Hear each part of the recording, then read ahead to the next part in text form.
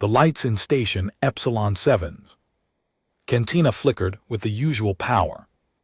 Surges that came with deep space trading.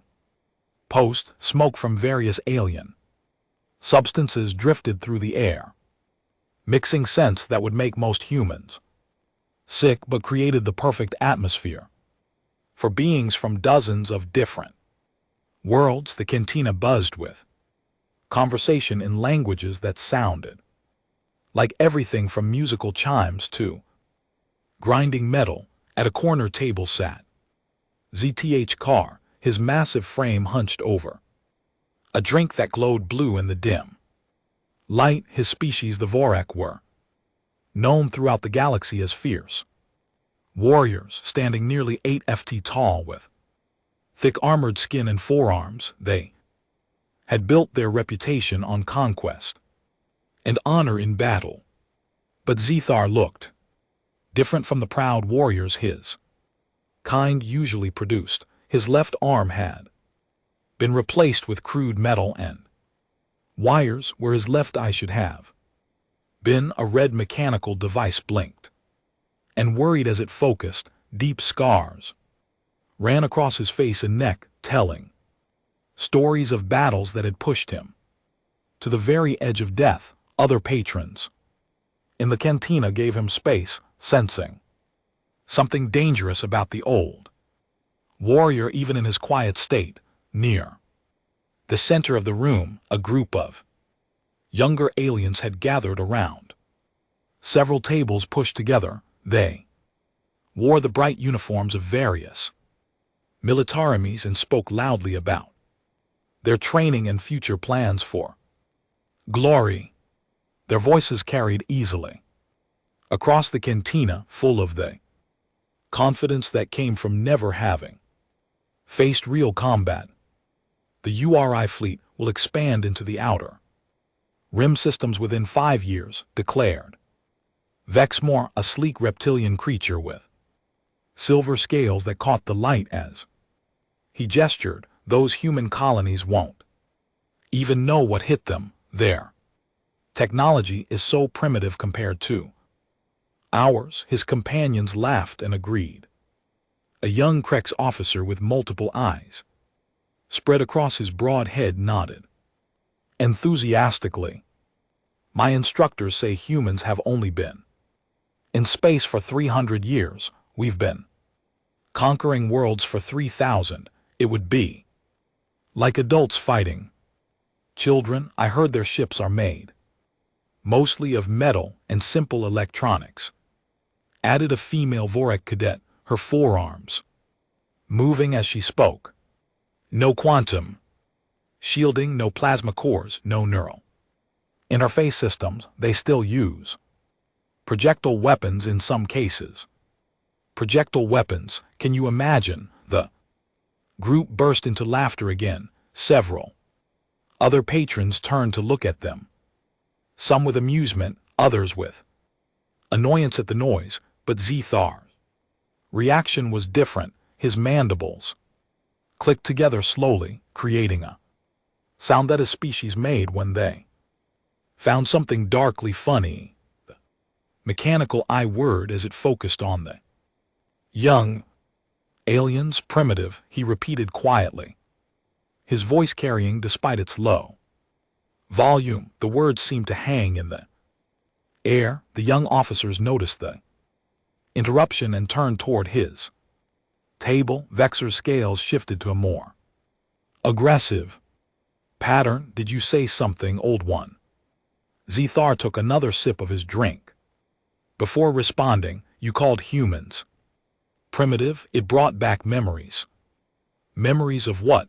Asked the young Vorak female, her tone suggesting she expected another war story from an aging veteran trying to impress youngsters. Of the last time someone said those exact words. Zethar's mechanical eye focused on each of them in turn. It was Admiral Korvthak of the 7th Fleet, right before he ordered the assault on human space, right before the siege of Kepler 442b.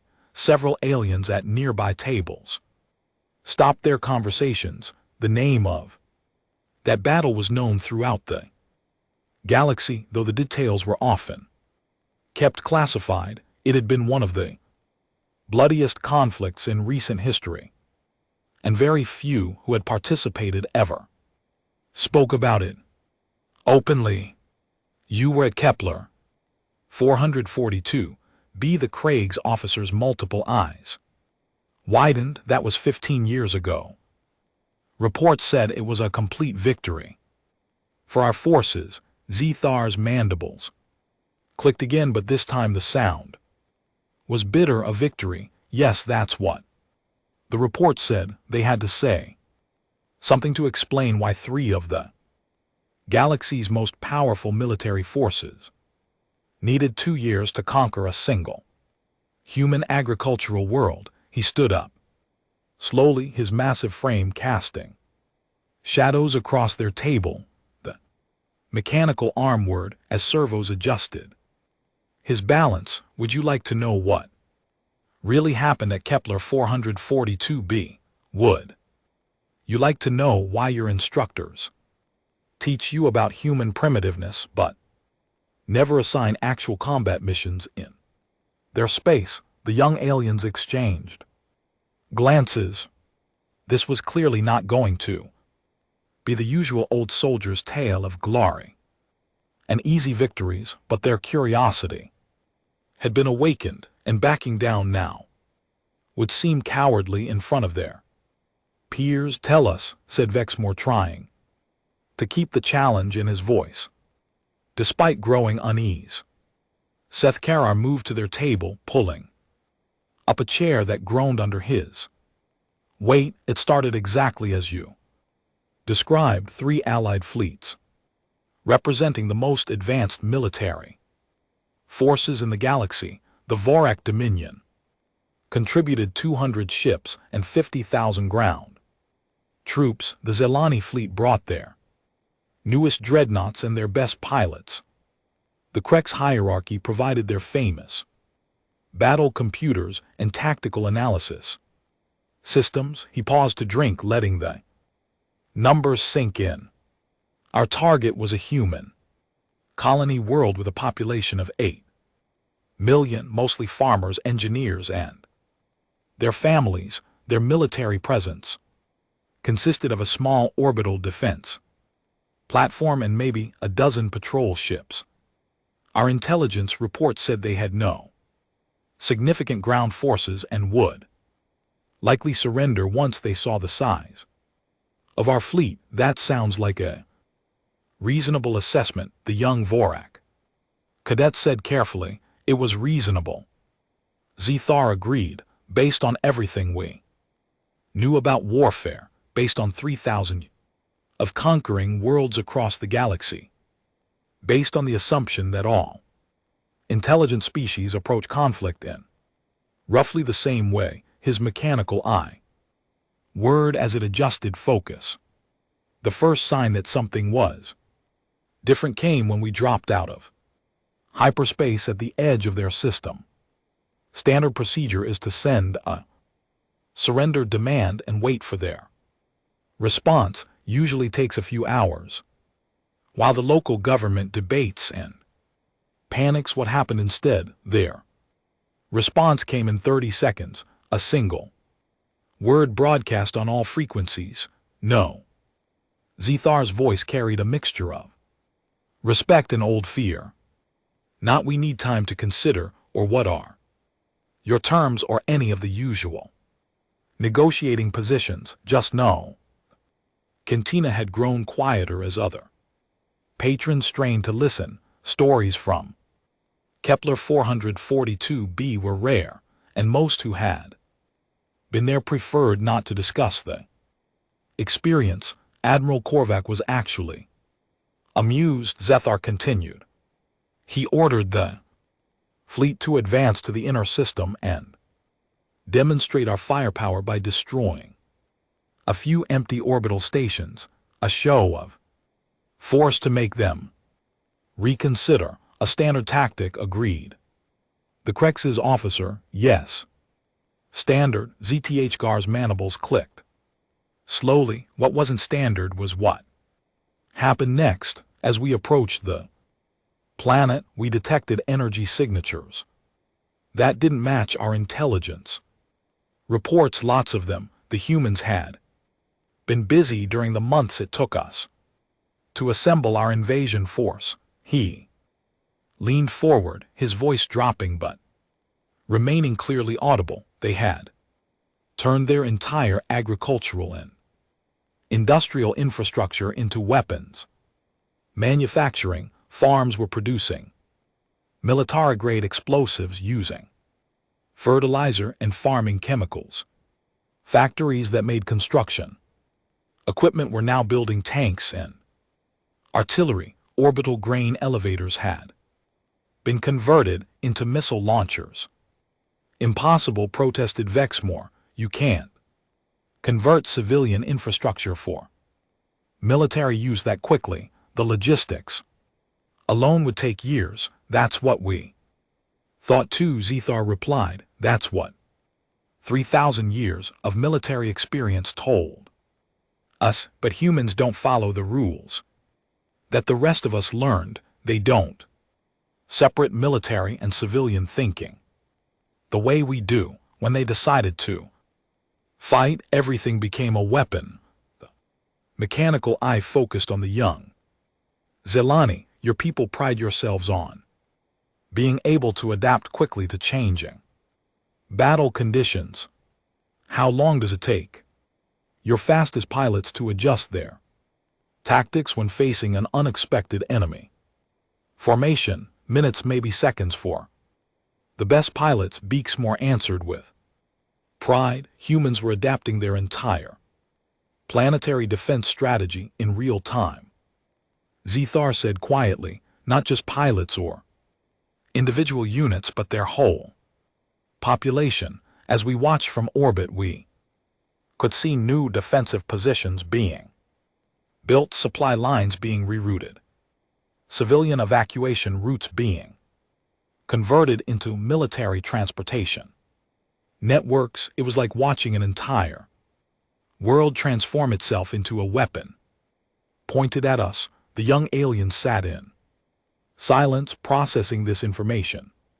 Their military training had taught them about logistics, strategy, and tactics, but always within the framework of established military hierarchies and standard operating procedures. That still doesn't explain how they could defeat superior numbers and technology. The young Vorak cadet said finally. Seth Carr finished his drink and set the empty container down with a metallic clink. That's where the real story begins. The first ground assault landed near their capital city, expecting to face disorganized civilian militias with hunting weapons and improvised defenses. His mechanical eye dimmed slightly, as if the memory was too painful to focus on clearly. Instead, we met Captain Jake Morrison and the 1st Colonial Defense Regiment. And that's when we learned our first lesson about human warfare. The next evening, the young alien officers found themselves back at the same cantina, though they hadn't planned to meet there. Each had spent the day thinking about Zethar's words, unable to focus on their regular duties. The old warrior's tale had left too many questions unanswered, and the mystery gnawed at them like an itch they couldn't scratch. Zethar arrived exactly 1 hour after sunset, as if he had expected them to return. He ordered the same glowing blue drink and settled into his chair without greeting them. Mechanical parts of his body made small warring sounds as he adjusted his position, reminders of whatever had happened to him during that long ago battle. You want to know about Captain Jake Morrison, he said without looking at them directly. It wasn't a question. You said he taught you about human warfare, replied the young Vorak cadet, whose name was Cathara.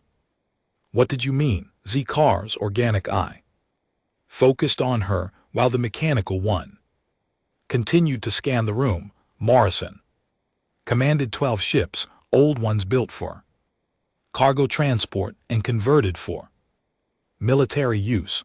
Our fleet had 200 vessels, designed specifically for war. Our smallest frigate had more firepower than his entire flotilla. Then how did he pose any threat? Asked Vexmore, leaning forward. That's exactly what Admiral Korvac asked.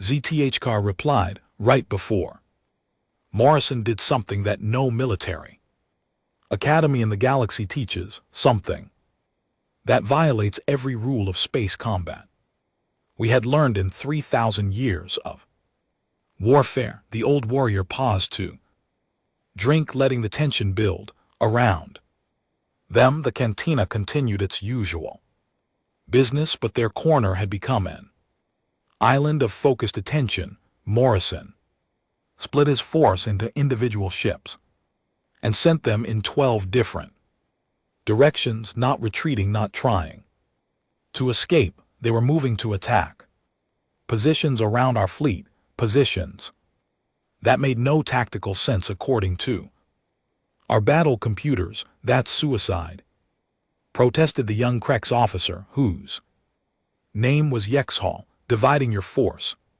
when facing superior numbers is the first mistake they teach you not to make. Yes, Zthar agreed. That's what we thought too. Admiral Korvac ordered our ships to pursue and destroy them one by one. Simple mathematics. Each of our battle groups had 20 times the firepower of a single human ship. His mandibles clicked softly. What we didn't understand was that Morrison wasn't trying to win a space battle. He was trying to buy time for something else entirely. What else? The ground forces were preparing something on the planet below while we chased his ships around the outer system. The humans were turning their entire world into a trap. Zthar's mechanical eye word is it adjusted focus. 3 days later, when we finally destroyed the last of Morrison's ships, we thought the real battle was over. We prepared for a simple ground assault against a demoralized population.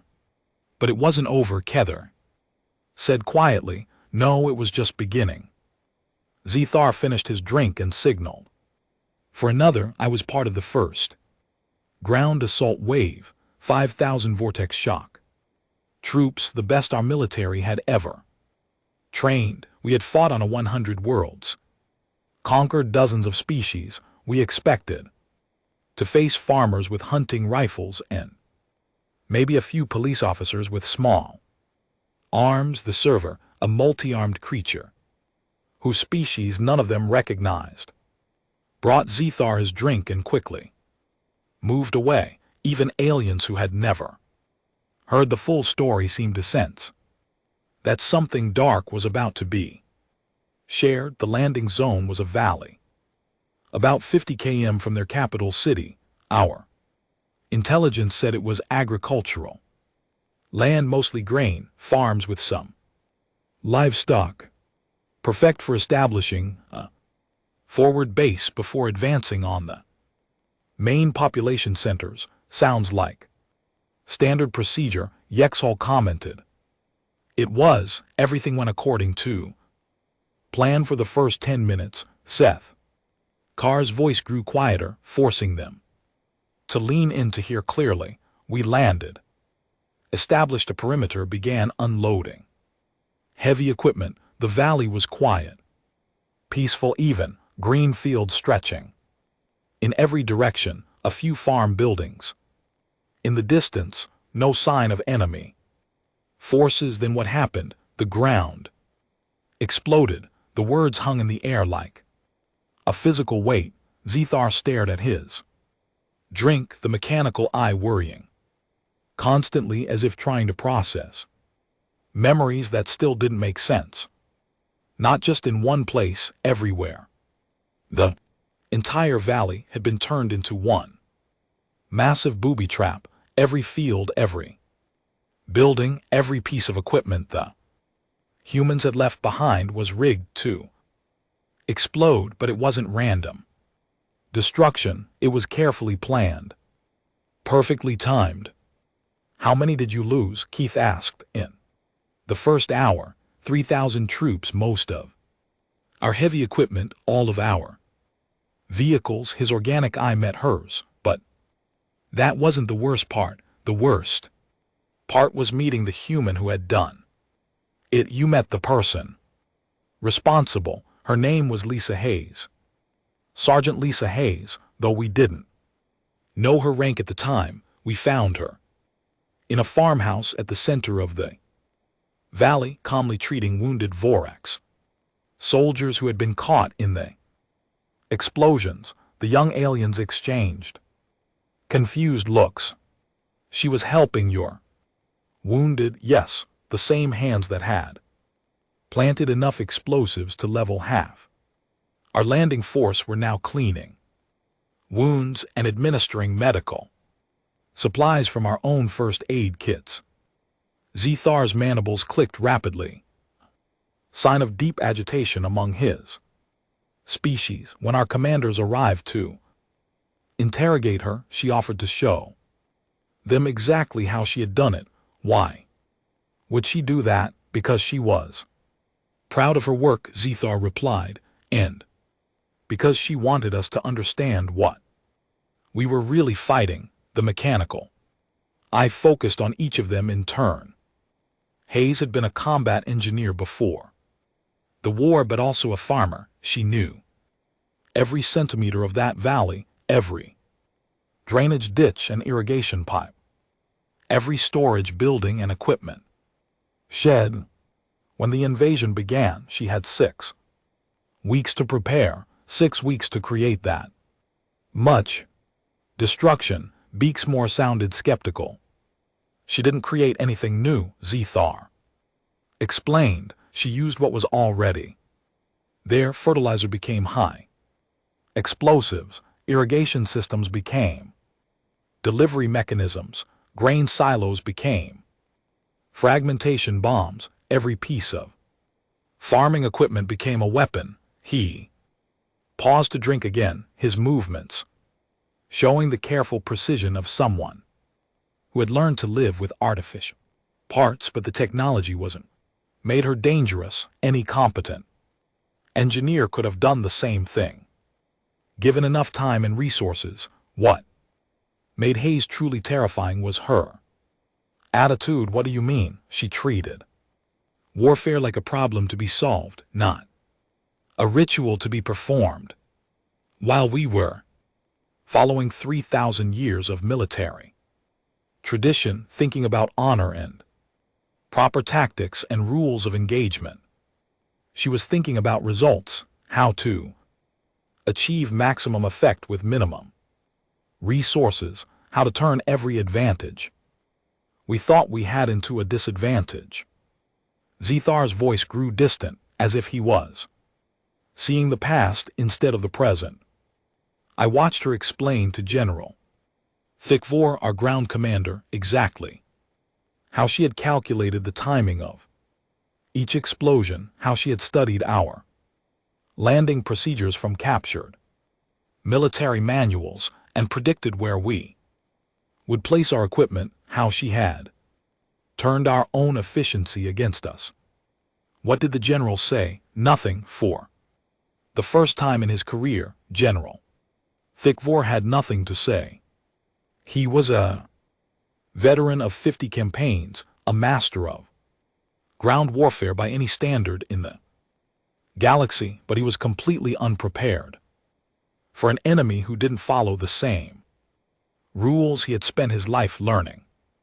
The cantina around them seemed to have grown quieter, though that might have been their imagination. Other patrons occasionally glanced in their direction, drawn by the intensity of Zethar's voice, even if they couldn't hear the specific words. Hayes wasn't the only one, Zethar continued. As we advanced toward their capital city, we met more humans like her. Each one had found a different way to turn their civilian knowledge into military advantage. A construction worker named Pete Johnson had turned the city's subway system into a network of tunnels that let human forces appear and disappear like ghosts. A chemistry teacher called Mary Wilson had converted the high school laboratory into a factory for producing smoke, grenades, and tear gas. Civilians fighting trained soldiers. That's what we kept thinking, Zethar replied. We kept expecting to meet their real military, their professional soldiers who would fight according to proper rules. Instead, we found teachers and farmers and shopkeepers who treated our invasion like any other problem that needed solving. His mechanical arm moved to touch the scars on his face. I got these from a 12-year-old human named Bobby Chen. He had rigged a bicycle to explode when someone tried to move it. Not because he was a soldier, but because he didn't want aliens in his neighborhood. A child did that, a child who had learned about chemistry from his mother, engineering from his father, and tactics from watching his older sister practice with the local defense force. Zethar's mandibles clicked slowly. The humans didn't separate military knowledge from civilian knowledge the way we do. When war came, everyone became a warrior, but they all brought their own expertise to the fight. The young aliens sat in stunned silence, trying to process what they were hearing, everything they had learned about warfare, about the separation between soldiers and civilians, about the rules that govern civilized conflict, seemed to mean nothing when applied to humans. By the third night, word had spread through Station Epsilon 7 about the old Varek warrior telling war stories in the cantina. When the young officers arrived, they found nearly twice as many beings gathered around the nearby tables, all pretending to mind their own business while clearly listening for every word. Even some of the station's senior staff had found reasons to visit the cantina during what had become known as story time. Zethar seemed unbothered by the larger audience. If anything, he appeared more focused, as if the presence of other veterans in the crowd gave weight to his words. Several older aliens nodded grimly at certain parts of his tale, their own scars and mechanical replacements, suggesting they too had learned hard lessons about warfare. Colonel Danny Pierce, Seth Carr, began without preamble, settling into his usual chair. That name is still mentioned in Vorthak Militarities, though not in the way you might expect. What was special about him? Asked Yexhol, the young Krex officer, who had become the most vocal questioner in their group. Pice commanded the defense of New Carthage, the colony's capital city, population 400,000, mostly civilians. Our intelligence indicated minimal military infrastructure, standard civilian government buildings, basic police force, nothing that should have posed a significant challenge to our ground forces. Zethar paused to order his drink, acknowledging several of the older aliens who had gathered to listen. A scarred Zelani female with burn marks across her neck scales gave him a respectful nod, which he returned. By the time we reached New Carthage, we had been fighting on Kepler 442b for 4 months. We had learned to expect human tricks and traps. Our soldiers were more careful, our advance slower but more thorough. General Thixfer had adapted our tactics based on what we had encountered in the rural areas. Had you learned to counter their methods.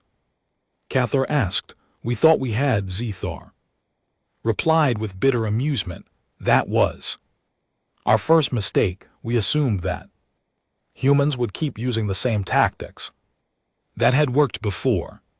We prepared for booby traps for converted civilian equipment for irregular fighters hiding among the population. The mechanical eye ward as it focused on the distance, as if seeing events from 15 years ago. What we found instead was something none of our military manuals had prepared us for. Pice hadn't just organized the city's defense, he had organized the people themselves. What do you mean? Every person in New Carthage had a job in the defense plan, not just the obvious ones like police officers and emergency workers. Everyone, school teachers became communications officers. Shop clerks became supply coordinators. Children became messengers and spotters. Elderly citizens became intelligence analysts. Beaksmore frowned. That's not possible. You can't turn an entire civilian population into an effective military force in just a few months. That's what we thought too, Zethar agreed, but Pierce wasn't trying to turn civilians into soldiers. He was trying to turn the entire city into a single, coordinated organism that could think and react as one unit. The old warrior leaned forward, his voice taking on the tone of someone sharing a particularly disturbing memory. When we reached the city's outskirts, our scouts reported normal civilian activity, people going to work, children playing in parks, shops open for business. It looked like the city was continuing its normal routine despite the approaching army. They weren't evacuating. That's what puzzled us. Every other population center we had encountered either evacuated their civilians or gathered them in central locations for protection. New Carthage appeared to be ignoring our approach entirely. Sethar's mandibles clicked. Slowly, General Thickford decided to test their response by conducting a reconnaissance in force. 500 troops moving into the outer residential areas, expecting to encounter light resistance and gather intelligence about their defensive positions. What happened? Nothing for 6 hours. Our troops moved through empty neighborhoods, searching houses and checking potential ambush sites. They found no traps, no hidden weapons, no signs of military preparation, just normal family homes with normal family belongings. The mechanical parts of his body whirred softly as he shifted position. Then at exactly noon local time, every human in the city disappeared. The young aliens exchanged puzzled looks. Disappeared. One moment our troops were reporting visual contact with civilians, going about their daily business. The next moment the streets were completely empty. 400,000 people had vanished in less than 10 minutes. That's impossible, protested Yexhol. Where could they have gone? Underground, Zethar replied simply. Pice had spent months connecting every basement, every storm drain, every utility tunnel, every subway station into a single network that ran beneath the entire city. When the signal came, the entire population moved into this underground system and effectively disappeared from our sensors. He paused to drink, letting the implications sink in, but that wasn't the clever part. The clever part was what happened next, which was nothing continued to happen. For 3 days, our forces occupied a completely empty city. No resistance, no contact, no indication of where the population had gone or what they were Planning, our troops searched every building, every tunnel they could find, every possible hiding place they found. Evidence that people had been there recently, but no people. Zethar's organic. I focused on Cathara. General Thixivor grew more frustrated each day. He had brought enough firepower to level the city, but there was nothing to shoot at. He had troops trained for urban combat, but there was no one to fight. He had plans for dealing with civilian populations, but the civilians had simply ceased to exist. What was Pierce planning? Patient, Zethar replied. Pice was teaching us that humans could wait while we grew more frustrated and more careless, while our troops began to relax because there was no apparent threat. The humans were watching and learning and preparing. The cantina had grown quieter as more beings strained to listen. Several older veterans moved closer, their expressions showing they recognized the tactical scenario being described. On the fourth day, Pice made contact, not through our communication systems, not through official channels. Every screen in the city suddenly showed his face. Every speaker began broadcasting his voice. The power grid, the water system, the traffic control network, everything connected to the city's infrastructure had been turned into a communication system. What did he say? He offered to negotiate, Zekar said. With dark amusement, General Thixivor was furious. Here was a human colonel, surrounded by superior forces, his population hiding in tunnels like scared animals, offering to negotiate as if he held the stronger position. Did the general agree to meet? Yes, but only to demand immediate surrender. The meeting was set for the city's central plaza, neutral ground with clear sight lines in all directions. Thixivor brought a full company of guards and enough firepower to handle any treachery. Zethar's mechanical eye dimmed slightly. Pierce came alone. One human walking across an open plaza toward 500 armed Vortex soldiers. No weapons, no armor, no backup that we could detect. He looked like exactly what he was supposed to be, a defeated commander coming to surrender his forces. The old warrior's voice grew quieter. That's when we learned the most important lesson about human warfare. It's not about the weapons or the tactics or the technology. It's about psychology. What happened in the meeting? Pierce didn't come to surrender. He came to explain what he had done to our supply lines. The words hung in the air like a physical weight. Around the cantina, several beings who had been listening leaned forward, sensing that the story was approaching its crucial moment. While we were searching for his population in the city, Pice had been coordinating with human forces across the entire planet.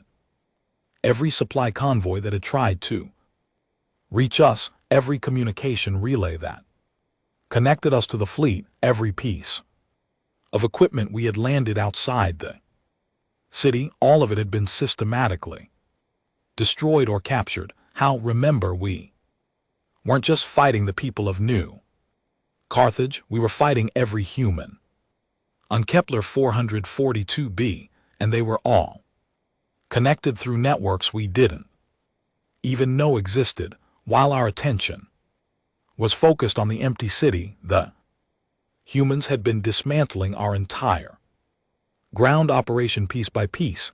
Zethar's mandibles clicked rapidly. Pierce showed General Thixivor a tablet computer with real-time updates from across the planet.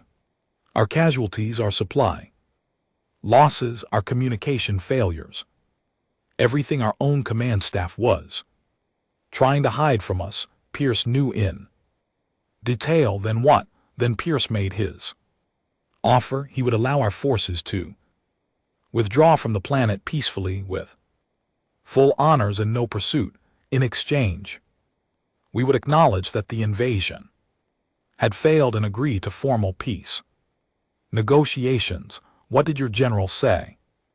Thickwar laughed. Even surrounded and cut off from supplies, we still had enough firepower to level the city and everyone in it. Pice was one human, making demands of an army that had conquered dozens of worlds. Pice had done something that no military mind in the galaxy had ever conceived of. While we were busy following our traditional approaches to warfare, thinking about territory and supplies and tactical pose. By the fourth night, the cantina had been unofficially reserved for Zethar's story. The station's manager, a practical being who understood profit, had quietly moved other entertainment to different venues and increased the drink prices. Nobody complained. Stories like this were rare enough that beings travel between systems just to hear first-hand accounts of the human wars. Zethar arrived to find nearly 100 aliens gathered in the space, representing dozens of species from across the galaxy. Military officers sat beside traders and diplomats, veterans who had fought in other conflicts, listened alongside young beings who had never seen combat, all united by curiosity about the species that had changed how the galaxy thought about warfare. The war ended 3 days after Protocol Omega. Seth Kara began, his voice carrying easily across the quiet room, not because one side defeated the other, but because none of us understood what we were fighting anymore. He settled into his chair, the mechanical parts of his body making their usual soft sounds. The three fleets were too busy fighting each other to continue the invasion. The Vorak Dominion recalled its forces to deal with what looked like betrayal by their allies. The Zalani fleet withdrew to protect their territory from Vorak retaliation. The Krex hierarchy declared the entire operation a failure and blamed both other species for poor planning. So the humans won by default, asked a new voice. Middle-aged Krex female had joined the regular group of young officers, her multiple eyes showing the careful attention of someone with actual combat experience. That's what we told ourselves, Zethar replied. It was easier than admitting the truth, which was that we had been outfought by what we considered a primitive species. That our 3,000 years of military experience meant nothing against enemies who didn't follow the rules we had spent centuries perfecting. Zethar's organic eye focused on the Krex female. Your commander, Hexara, aren't you? Third battle group. Krex hierarchy. You were there. I was a junior tactical officer then, she confirmed. I've spent the last 15 years trying to understand what went wrong. Then you know what I'm about to tell them, Zethar said with grim recognition, about the real cost of fighting humans. He turned back to address the entire room. The immediate casualties were manageable. Each fleet lost perhaps 10% of its ships during the confusion of Protocol Omega. Repairs could be made. Equipment could be replaced. What couldn't be fixed was the damage to our understanding of warfare itself. How do you mean? Asked Vexmore, who had become quieter with each night's revelations. Every military doctrine we had developed was based on certain assumptions that enemies would behave rationally, according to their best interests, that civilian and military functions were separate.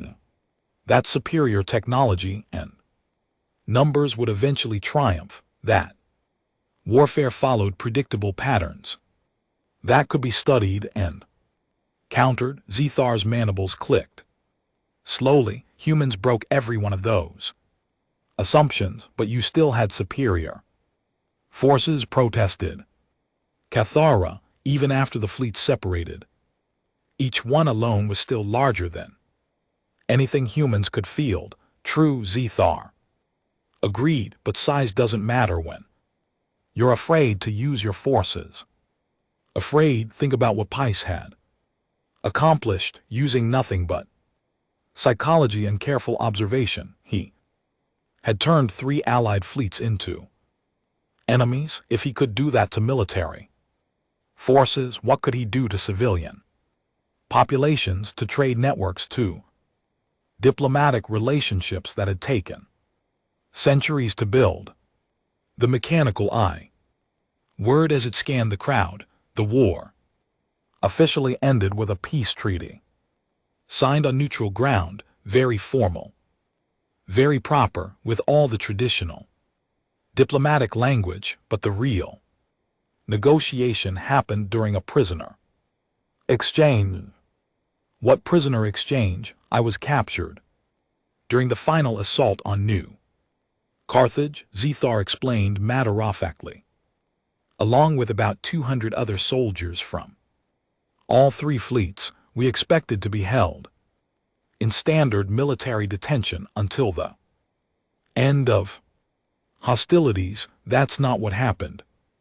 The humans didn't have standard military detention facilities. They had farming communities, manufacturing centers, research stations, all converted for wartime use, but still fundamentally civilian in nature. So they did what humans do. They improvised. Zethar's voice grew quieter, forcing everyone to lean in. We were housed in a converted agricultural college about 50 km from New Carthage. The buildings had been dormitories for students learning farming techniques. The classrooms were still set up for lectures about crop rotation and soil management. How were you treated? Like guests who had overstayed their welcome? Zethar replied with dark humor. The guards were mostly older humans, too young or too old for frontline combat, but still determined to do their part. They fed us meals from their own kitchens, provided medical care when we needed it, even organized recreational activities to keep us occupied. That sounds reasonable. That's what made it so unsettling. His mechanical arm moved to touch the scars on his face. I kept waiting for interrogations, for demands, for military intelligence, for some sign that they saw us as enemies to be exploited. Instead, they seemed genuinely interested in talking to us as individuals about what? Everything except military matters, our home worlds, our families, our reasons for joining the military, cultural differences between our species, philosophy and art and music. One guard, an elderly human named Ben Cooper, spent hours teaching prisoners from different species how to play something called chess. Zethar paused, his expression showing the confusion that still lingered. 15 years later, Cooper had lost his left leg during the orbital bombardment phase of the invasion. His grandson had been killed in one of the early ground assaults. By every standard of warfare I understood, he should have hated us personally, but he didn't. He treated us like house guests. He was trying to entertain. He showed us pictures of his family, told us stories about human history, asked thoughtful questions about our own cultures. He seemed genuinely curious about what made us different from humans. The cantina had grown so quiet that the hum of life Support systems seemed loud. Everyone present was trying to process the idea of enemies treating each other with such casual courtesy. One day, asked him why. Zethar continued, why show kindness to beings who had invaded his world and killed his family? His answer haunts me still. What did he say? He said, we don't fight because we hate what's in front of us. We fight because we love what's behind us. Czar's mandibles clicked slowly. I asked him to explain what that meant, and Cooper told me that humans don't see warfare as a competition between enemies. They see it as a protection of everything they value, their families, their way of life, their freedom to make their own choices. When those things are threatened, they fight with everything they have, but once the threat is removed, the anger disappears too. Commander Hexara nodded slowly. That's why they were so effective. They weren't fighting for conquest or glory or resources. They were fighting for survival itself. Exactly, Zethar agreed, and that gave them a psychological advantage we never understood until it was too late. A Vorek warrior fights for honor and expects his enemies to do the same. Zelani pilot fights for territory and advancement. A Krieg soldier fights because orders and logic demand it. What do humans fight for? Everything, Zethar replied simply. Their children's future, their parents' safety, their right to exist as they choose. When you threaten those things, you're not just fighting their military. You're fighting their entire civilization, and every individual in it becomes a potential weapon. Is that why the peace negotiations were successful? Asked a young Zelani officer who had been listening from the back of the room. The negotiations succeeded because we finally understood what we were really facing, Zthgar said. Not a primitive species that could be conquered through superior firepower, but a civilization that had turned adaptability and determination into art forms. What were the terms of the peace? Mutual recognition of territorial boundaries, trade agreements that benefited all parties, cultural exchange, programs to prevent future misunderstandings, standard diplomatic language that could have been copied from 100 other treaty. Zethgar's organic eye focused on the distance, but there were also unofficial understandings, agreements that were never written down but were clearly communicated during private conversations between military leaders, such as that human space would be left alone, that any future conflicts would be resolved through negotiation rather than force, that the three fleets would share intelligence about human capabilities to prevent other species from making the same mistakes we had made, and everyone agreed to this. Everyone was terrified not to agree. Zethar said bluntly, we had seen what humans could accomplish when defending a single agricultural world with limited resources and obsolete equipment. Thought of facing their entire civilization with time to prepare and access to their full industrial capacity was nightmare fuel for military planners. Across the galaxy, he stood up slowly, his mechanical parts warring, but the most disturbing part wasn't their effectiveness in combat, it was how quickly they forgave us afterward. On the fifth and final night, the cantina was completely packed.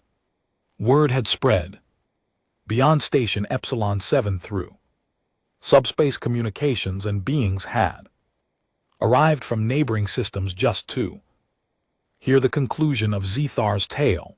The station manager had to bring in extra seating and assign additional security to manage the crowd. Representatives from major galactic powers sat beside. Independent traders and mercenaries. Everyone wanted to understand how the human wars had changed the galaxy.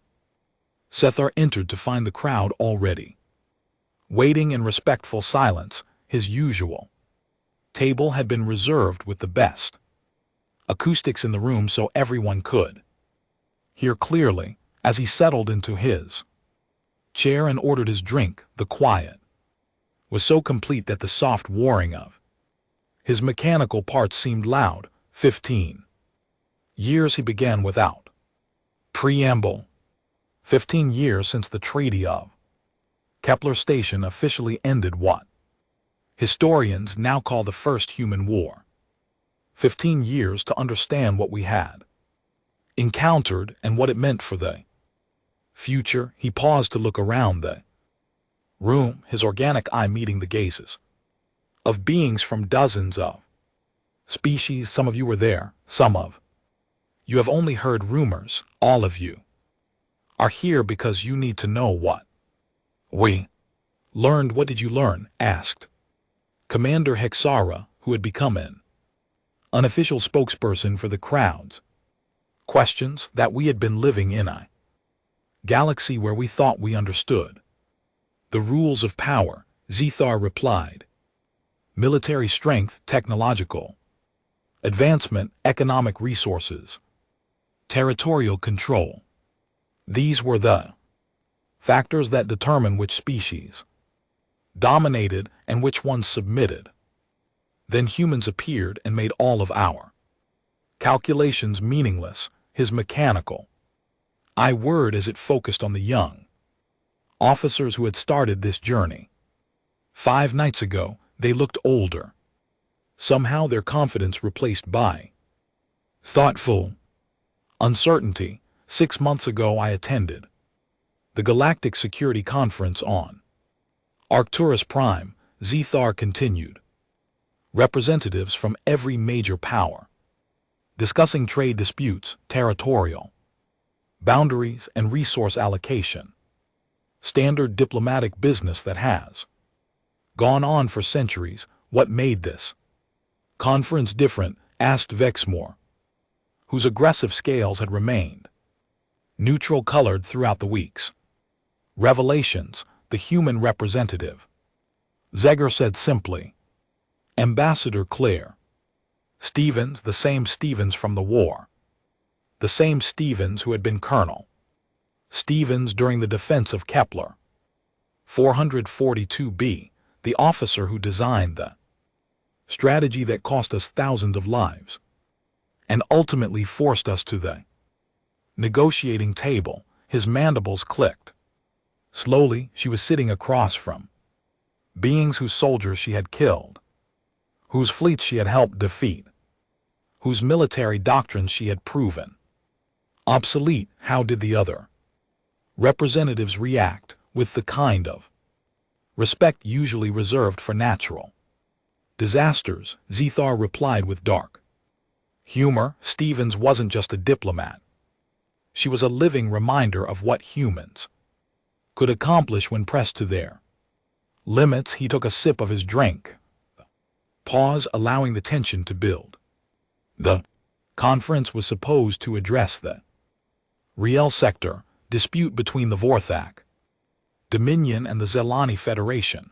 Both sides had been positioning fleets and making threats for months. War seemed inevitable. What was the human position on the dispute? That's what made Stephen so dangerous. Zethar explained. She didn't take a position. Instead, she asked questions, simple, reasonable questions that exposed the flaws in everyone's arguments. What kind of questions? Why were both sides willing to spend enormous resources fighting over systems that were barely profitable to maintain? Had either side calculated the actual costs of military occupation versus the benefits of negotiated trade agreements? Were the disputed territories really worth the lives that would be lost fighting for them?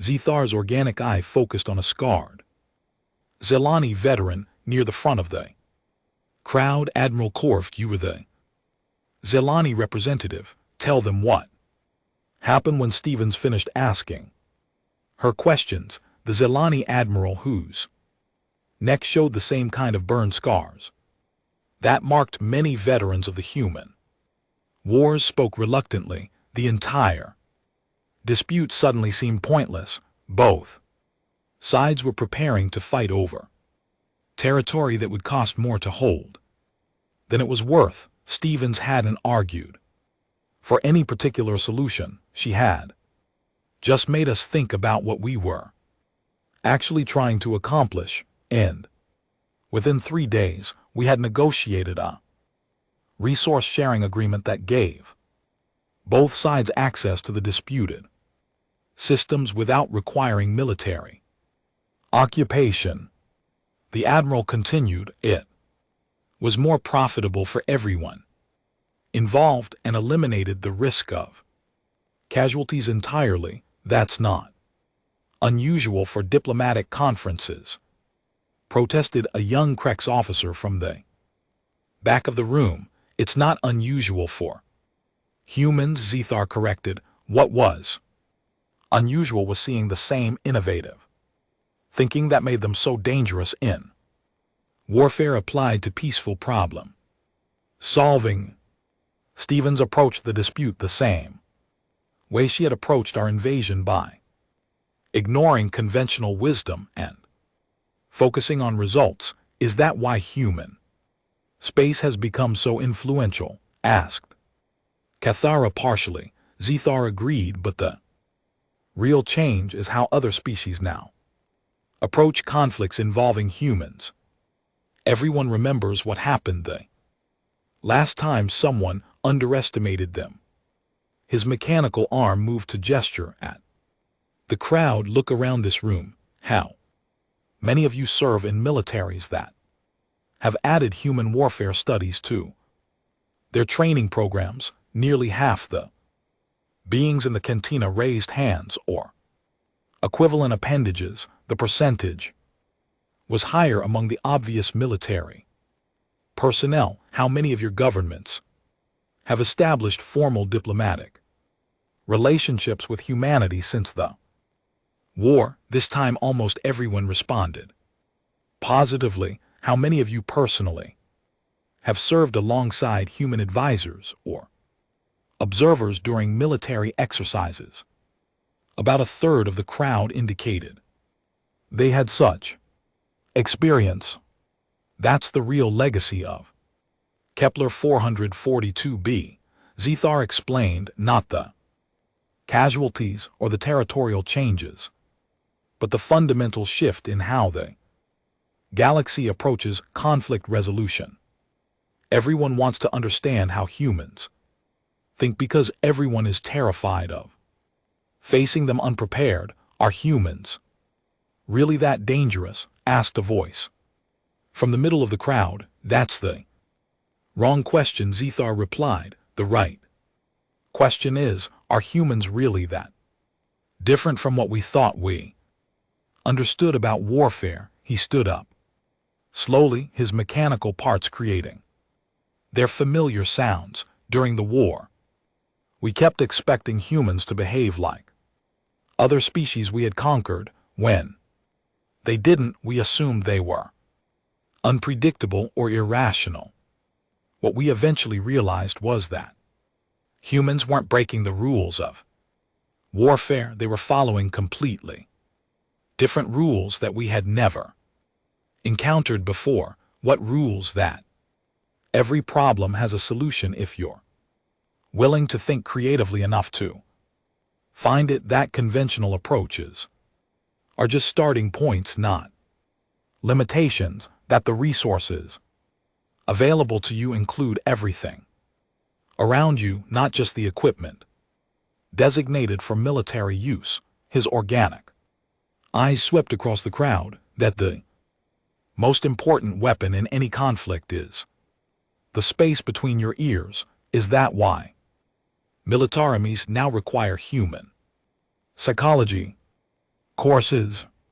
Partly Zethar confirmed, but also because we finally understood that humans don't separate military thinking from civilian thinking the way other species do. A human farmer thinks about crop rotation in the same systematic way that a human general thinks about troop deployment. A human engineer approaches building design with the same innovative mindset that a human tactician uses for battle planning, so they're naturally better at warfare, they're naturally better at problem solving. Zethar.